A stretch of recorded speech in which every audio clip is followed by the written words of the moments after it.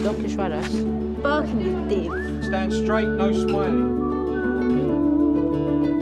Abdul, where are you from? Jak joy to wara. He says he's from Nigeria. The film is set in London, although it's a London that a lot of people won't have seen before, specifically the East End of London. But it's London that's made to look kind of like a part of Asia or part of the Middle East, where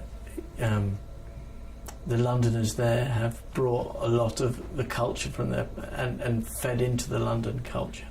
And 3 children specifically are deposited into that world. And they're all seeking leave to remain in the UK. With a film like this, where you've got,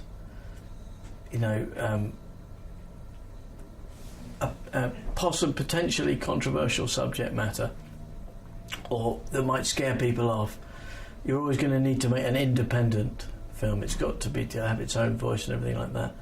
And I suppose sometimes with independent films, you have to philosophically come to terms with the fact that having done them, you may never hear of them again.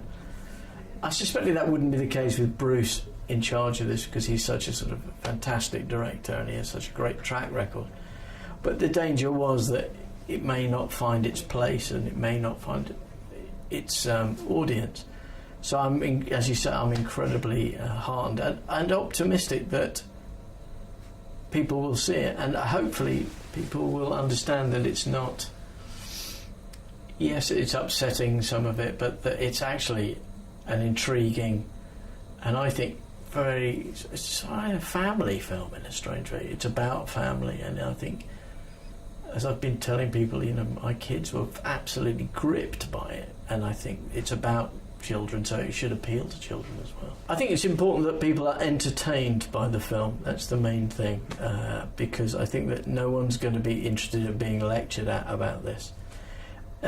Obviously it plays into the topics at the moment, because this is, as you say, immigration policy has come out of the wilderness and is now being debated by all the parties.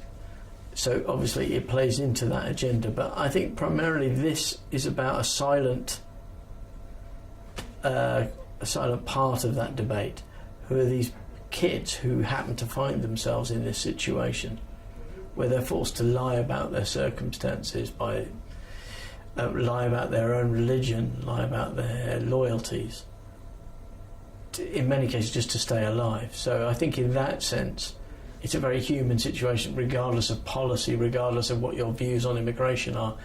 It's an opportunity to engage with the world that they occupy.